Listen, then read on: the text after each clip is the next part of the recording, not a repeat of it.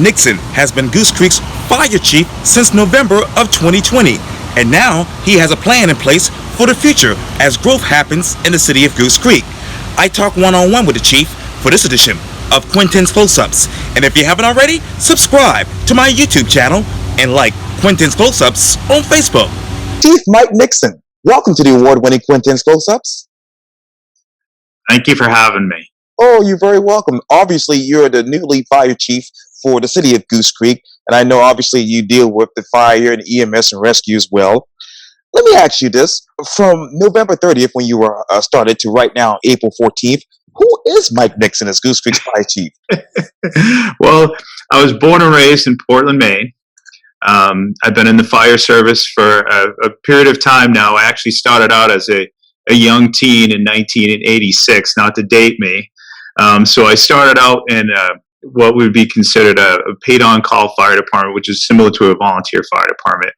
I ended up getting hired in a shipyard as a firefighter for a period of time, and then I ended up with a career job in the fire department in the city of Portland, Maine, where I did 25 and a half years and retired and came down here. Wow. Why Goose Creek? Why Mike Nixon? Well, it's funny. My wife and I had always talked about coming down to South Carolina in retirement, and part of my jobs in the city of Portland in the fire service, I was involved in special operations, which deals with hazmat and terrorism and technical rescue. So I went to a lot of different trainings around the country and ended up meeting a bunch of different friends along the way and stayed in contact. And I heard about the job down here from a person that I had taken a class with actually something like 15 years prior. And so I knew it was coming up. I saw the posting, applied, and was in the competition with 104 people, and I got selected, and the Lord brought me down here. Yes, that's amazing how God works. Yeah. Let me just jump right into some of the questions. It's probably mostly on what you'll be doing for the next 5 to 10 years as a fire chief. But let me ask you, this might be a tricky question, but what's your 30-year comparison of the fire, EMS, rescue departments for the city of Goose Creek as you look at it? Well, you know, the city has grown rapidly, as you well know from being down here in this area. The city's growing at an extraordinary rate. You know, we have to keep up with that. And part of that is we're going to be adding a fourth station. We currently have 3 up into the Carnes area, which is exciting. You know, it's hot off the presses. You know, we've got an area of land that we're looking at right now. The architect's going to build a footprint. So the growth and keeping up with that. And with growth is more run volume, more call volume, more people here. That, you know, how people look at it is like growth is good, and it is. But for us in the fire service, the numbers of people, the sheer numbers of people coming here, whether they're living here, traveling here, doing commerce here, it increases our kind of exposures and the amount of runs that we and emergency services that we provide for the citizens, and we just have to prepare for that. So we're growing, we're kind of busting out at the seams. It's sort of like when your kids hit that awkward teenage time when you can't keep them in close. Right. That's where we're at right now. Wow. Well, and I'm going to talk more about growth in just a second, but let me ask you this. How have you been able to compare the previous studies to the current City of Goose Creek budgets, buildings, and occupancies? Can you clarify for me? Yes, sir. Have you been able to compare the previous studies of the fire department, EMS, and rescues to the current City of Goose Creek's budgets, buildings, and occupancies? Yeah, you know, I'm just trying to keep up. What the good thing is where I am from is kind of like you take a snapshot of kind of where Goose Creek's going to be. So I come from a department that's 4 times the size of here, you know, 4 times the budget, 4 times the amount of personnel to manage, 4 times the stations. So it's nice to be able to have that experience of being there. So it's kind of like I'm at the start line and I can kind of see ahead what the finish line is going to be. So, you know, it's just a matter of kind of keeping up and having the focus on, you know, fire service tracks and trends, keeping up with the latest, you know, because, I mean, our job in the fire service is really, you can consider it all hazard emergency services. Yes, sir. So it doesn't fit in the tidy box when it goes through the 911 call taking to the police department. Everything else comes to us. So we have to not only equip, but we also have to train and prepare to be able to respond to a plethora of emergencies. I want to get to that that later down in the interview as well. But what are those latest fire department trends as you see it? Well, I mean, more than ever, I mean, EMS is really a big portion of what we do, emergency medical services. You know, when you talk about an aged population, I mean, you can look anywhere in the country, right? I mean, the baby boomers are getting older. I mean, they have to call for services, and we are the first line of response. You know, and then we have citizens that they don't have a great, like, primary care physician. They don't have things like a network. And when they're in trouble, they call for us, whether it's a public assist where we're going and we're assisting an elderly person off the floor and putting them back in a bed or in a chair, or we're dealing with some stuff that, maybe citizens would go to their primary care physicians for, where they're having some respiratory issues, minor stuff, that we're taking care of it as first responders. Wow. Let me go back to obviously the future. How do you how do you build a shared vision from all the ranks of those departments in the city of Goose Creek: fire, EMS, and force rescue? Well, the big thing is, Quintin, is you got to communicate. You got to communicate a mission and a goal. One thing that's nice is my department here, I found out pretty quickly, I have a pretty good management team underneath me. So it was a little period of time between the former chief leaving and me coming down going through the process, and obviously they had to interview 104 people and the whole process of that. So it took a period of time between me retiring and actually coming down here, that my chief officers were already starting to model a mission and a scope. So we come in and communication's big. We start. I put out immediately when I came here, immediately meeting about a month. I put out a survey to the entire department to kind of get a feel for the line troops on what they thought we needed to do for some change and things that we can improve on. And one of the big things was communication. And I started a whole system of communication because we're a paramilitary organization, so communication goes from the top down, and it should come from the bottom to the top. So we started even a simple notice system. So as things would change for our department, whether it was uniform issues or issues with training, we had training things that were coming up, just communicating that out so everybody was on the same page. So they weren't like, well, I didn't know about that. Well, we're trying to do I can't individually talk to everybody, because some broad scope communications things were my primary focus at first. Now, we're really just working at the goal of our expansion of our department. We're trying to become an ISO Class 1 department, which the insurance companies like it when your city's an ISO Class 1. It just means that we're meeting professional standards that are of the highest level. And what was great walking into here, we were a strong ISO Class 2. So there's some things that we're doing. We're increasing our training hours. Our Station 4 for response times up in the Carnes area, that all those things are going to help us. And it's really a realistic goal that be an ISO Class 1 within about a year and a half, according to the ISO themselves. Now, what are those measurable goals and objectives that you have set thus far? Well, it's really the training objectives. We're trying to achieve all the levels of NFPA certifications, because we're a professional department and we want to be a professional department. So we've done some heavy lifts through our training division, through Chief Taylor, who's done a great job as the battalion chief there. One other thing, I've tried to do some outreach. I mean, I've only been here 4 months, but the area chiefs have been great, both in Charleston County and in Berkeley County. So it's really important here that we work together. So we've had some open door conversations between the area chiefs.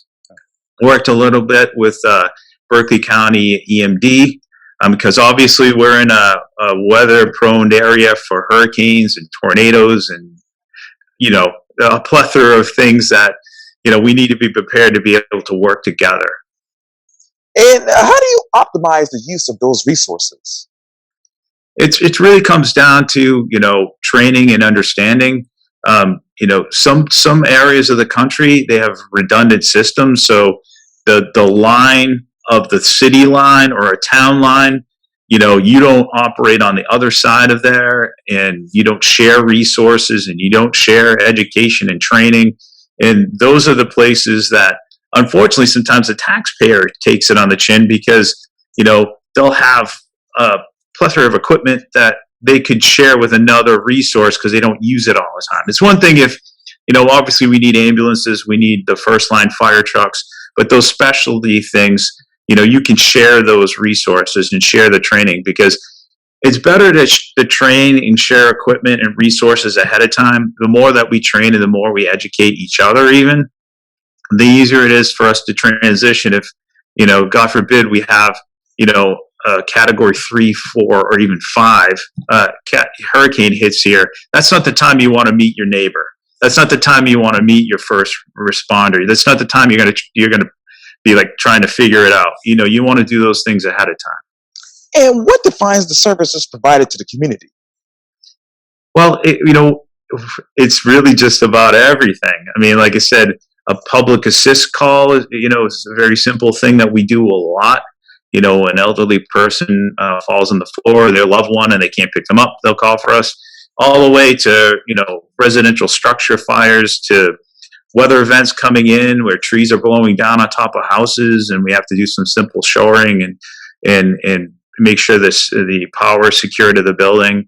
Hazardous materials, we have a major train line from CSX runs through the middle of the city, and anytime that you could be out here on 52, you can see the train running through. We have to prepare to be able to first respond to those things and keep ourselves safe as well as the public safe. Yes, sir. And let me ask you this. What are those community outreach initiatives do you want to implement? Well, the hard thing is with COVID. I'm a big community outreach person. I'm a very social person. It's very important for the citizens to know us. It's very important for us to get out there and be able to, help. It's the first kind of front to help keep people safe. All the way back to when you were a kid in elementary school, where the firefighters would come through and teach you basic, safety tips. I mean, we have to keep that going all the way up and through to, the elderly population, to try to, whether it's cooking safety. I mean, even since I've been here, we've had a couple of fires that dealt with, people having fires on top of their stove, and one incident, somebody threw water on top of it, which is not the appropriate way to deal with it. But, not everybody has access to that information, or they forget. It's important for us to get out there and do that. And another thing, too, is like basic first aid tips. I mean, that's another thing that we want to do. We want to get our paramedics and EMTs out and, sponsor a babysitting course. So they have the basic first aid tips. So if somebody's taking care of your child, they know the things to do if the child's choking or has a laceration, and how to just call 911. What you should do when there's an emergency to even call for assistance. So we want to get out there. We want to get out into the public. It's important for them to get to know us, not be fearful of calling us, because we do, believe it or not, we do have people that are fearful of even calling for fire and EMS. Especially now with COVID, because people are concerned that, they don't want strangers in their house. They're afraid to go to the hospital because there might be people with COVID that they're going to be exposed to. We had an issue where people were like having these respiratory issues, and they were thinking they were immediately going to go on a ventilator when they go to the emergency room. And they were waiting to seek care to a point where they were really acutely sick. We could have went and helped them and got them to the emergency room, and they wouldn't have to suffer in silence at home for a period of time. So just the fact that they can trust us, the citizens should trust us always, and have that bond with the public to be able to educate them on, both, like I said, EMS issues that they might have in their home and fire safety kind of techniques. And as you know, the big topic around the country, around the world, or even here in the city right now is about vaccinations. How many of your firefighters or personnel have actually been vaccinated? About half of the department, or a little over half. I mean, we're like the general population. I mean, we're no different. I mean, some people, they have their own belief systems on vaccinations. Some people are just kind of waiting and seeing how things go. I mean, we're pretty educated overall. I mean, like I said, there's a few people that are kind of holding out, and some people just have a belief system that they don't want to have it, and we're not right at this point. We're not forcing them to do it, but we are protecting the public and ourselves from exposure. When we go to the public, we're wearing N95 masks. We're always gloved up. We're making sure that we have barrier protection. Even the members that have had the vaccine are going to have barrier protection to protect you and protect us from spreading it. And let me go back to the community. How have you been able to redevelop both the department's mission statement for all fire, EMS, and of course rescue? Well, like I said, the whole COVID thing is kind of put in kind of a damper right now from my community outreach and kind of the mission that we're trying to do.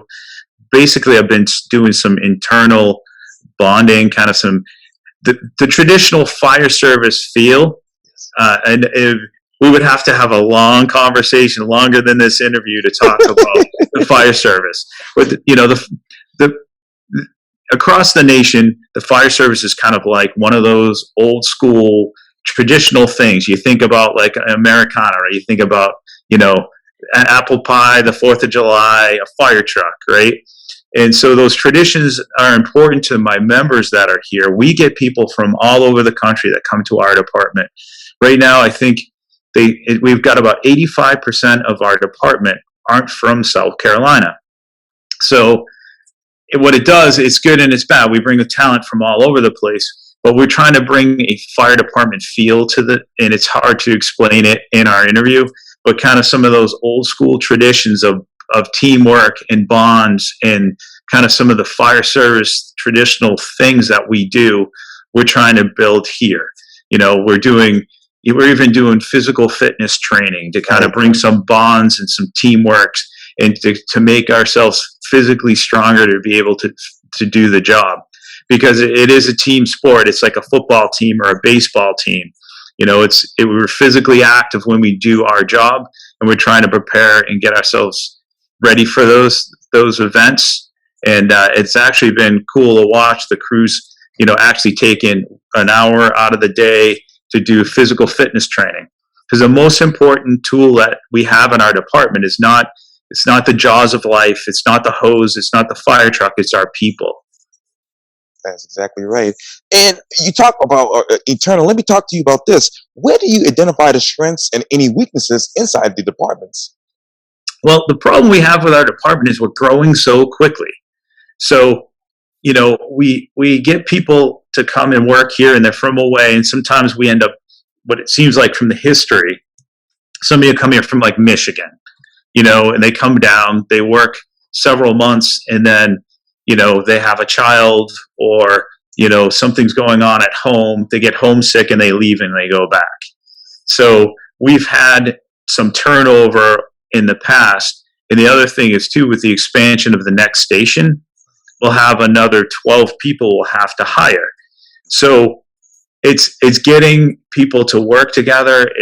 We have a young workforce, so there's not a ton of kind of street experience from the very youngest firefighters. I mean, they're bringing experience from away, but teamwork together. Where I come from, in my fire department in Portland, like very rarely do you have that turnover. So usually a person that entered the fire department, you'd see them on the other side at the 25-year mark at retirement, leaving, or going 30 or 35 years. So you had a workforce that had, kind of like a whole period of seniority, where we kind of have a very young workforce that we're trying to mature into to be the next leaders of this department. Yes, sir. And this might be a redundant question, but how have you identified areas of opportunities for and potential challenges to the departments? Like I said, we did the survey, so I kind of got the ground kind of look from the firefighters' point of view and the line officers' point of view, and we're just kind of building some core objectives of a 6-month, 1 year, 3-year plan. Some of that is, simple things like standard operating guidelines on how we're going to operate to modern techniques and how we respond to even a normal emergency like a house fire. We've already developed the RPG, rules, procedures, and guideline book. We're updating and changing from the old standard operating procedures format. We're making it clear about our rules and that we have within the department.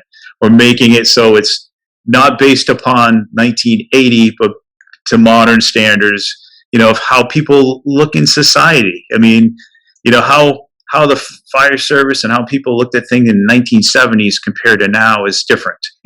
Something as simple as tattoos.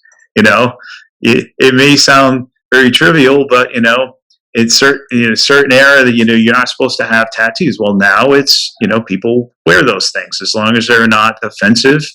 We kind of spell out the parameters, but you have to keep up with the modern times. Yes, indeed. And speaking of that, what are those modern techniques? Well, it's even forms of communication, because everybody does things differently. Where, I grew up in an era where it was more face to face, Now people want emails or text messaging. You don't necessarily have to call people. So you have to be open to a wide variety of ways of communication. Just like us communicating right now through the computer. I struggled a little bit, but yes. I got through it.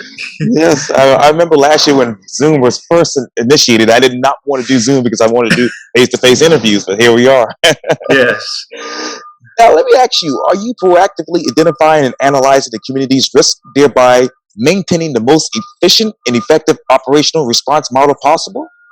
Yes, so we're looking at what are our hazards within the city. One thing that I did is I kind of leaned on our heavy rescue company, Rescue One, to kind of go out and kind of get an idea of the facilities that stored hazmat, tier 2 facilities, places that had confined spaces where we might have a person that's working inside a tank get trapped and we need to rescue them. So kind of get some of those kind of high risk, low frequency calls that we could go on, kind of get an idea of what we had for that out there. Obviously, the weather that we have here is a concern for me. My background, I was also on a FEMA urban search and rescue team that we would go into areas that were affected by a tornado or earthquake or a hurricane. So I have the background as being like responding into an area after it's happened, but I'm actually here kind of preparing us for and looking at our policies and procedures and kind of tweaking them to function a little bit better. So if we're planning for a weather event like a hurricane, I had one of my battalion chiefs review our hurricane procedure on, how we're going to staff, ahead of the storm. So we're just really, honestly, we're just kind of getting a widespread scope and looking at the changes. I know the city's looking at some redevelopment. I'll be, anxious to see some of the sizes of some of the facilities that might be built here in the city. That could change things. If we have a multi-story, I'm not saying that this is going to happen, but if we have in the time that I'm chief, we have a multi-story high-rise building, obviously we need to train and prepare for that. Right now, we don't have that issue in the city, but you have to keep up on the tracks and trends of things in this rapidly growing city so we can be prepared to respond to that. And what are those other trends that you're tracking right now? It's really just keeping an eye on the kind of right now the growth we're having up in Carnes. Right. I mean, if you've been up there, it seems like overnight things are starting to pop up. We got schools being developed up there. Right now my assistant chief is going to be meeting with the building codes people and talking with the developer. I believe it's somewhere around 30,000 square feet of facility for one building that's going up there. And then you've got an elementary school, which is going to be big and eventually going to have a rather large populace up there. Never mind traffic flow and, yes. You know how it goes here. It's like everything kind of gets built up, and then next thing you know, everybody's occupying these places and they're traveling to and fro within the city. Yes, sir. And let me ask you this: what response time data are you gathering right now? So for response time itself, we're having obviously our challenges that Carnes area for actually first responding from the time that we respond out the door and we arrive on scene. And that's why the focus and the commitment from the city is to build that firehouse, Station 4, right there in Carnes, up by Steel City Pizza, up in that area. There's some land that we're looking at, because we need that, because Station 3 is on Old Mount Holly Road, and Right. that takes some time for them to get out there because they're the first due company for a lot of that area. So we should be on top of it by having that station built. The hopes is that we can actually have the station built and be in it within 2 years. Yes, sir. I know that's a commitment from the city. Okay. And let me ask you this. This might be a tricky question, but would you respond to calls in SUVs versus big trucks? Um, no, because the thing is, what happens is, if we send somebody out in an SUV to respond to a call, we're taking them off out of our staffing. So we would, and this happens a lot, where like Engine One will be on a call, and then for an EMS call, and then a call comes in for a residential fire alarm or a residential structure fire or a commercial fire alarm. They have to leave that scene and go to the next call.